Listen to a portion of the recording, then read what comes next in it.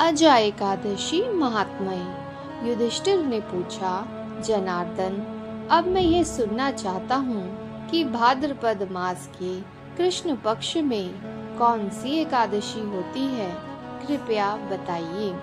भगवान श्री कृष्ण बोले, राजन, एक चित्त होकर सुनो। भाद्रपद मास के कृष्ण पक्ष की एकादशी का नाम अजा है। वह सब पापों का नाश करने वाली बताई गई है। भगवान ऋषिकेश का पूजन करके जो इसका व्रत करता है उसके सारे पाप नष्ट हो जाते हैं। पूर्व काल में हरिश्चंद्र नामक एक विख्यात चक्रवर्ती राजा हो गए हैं, जो समस्त भूमंडल के स्वामी और सत्य प्रतिज्ञ थे। एक समय किसी कर्म का फल भोग प्राप्त होने पर उन्हें राज्य से भ्रष्ट होना पड़ा। राजा ने अपनी पत्नी और पुत्र को बेच दिया, फिर अपने को भी बेच दिया। पुण्यात्मा होते हुए भी उन्हें चांडाल की दास्ता करनी पड़ी। वे मुर्दों का कफन लिया करते थे। इतने पर भी नृपश्रेष्ठ हरिश्चंद्र सत्य से विचलित नहीं हुए।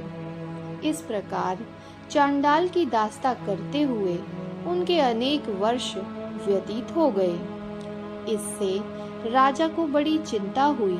वे अत्यंत दुखी होकर सोचने लगे, क्या करूं, कहां जाऊं, कैसे मेरा उद्धार होगा। इस प्रकार चिंता करते करते वे शोक के समुद्र में डूब गए। राजा को शोकातुर जानकर महर्षि गौतम उनके पास आए।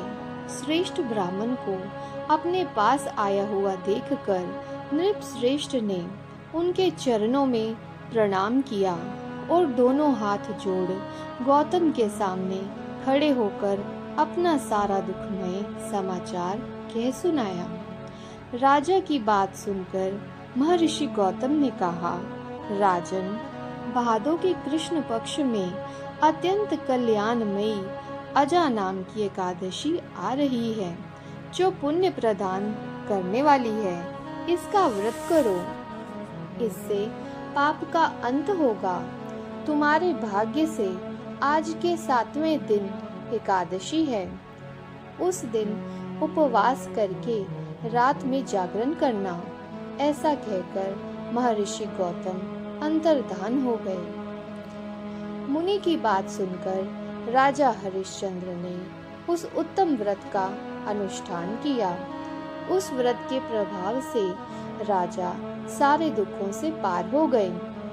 उन्हें पत्नी पुनः प्राप्त हुई और पुत्र का जीवन मिल गया। आकाश में धुंदुभियां बज उठी।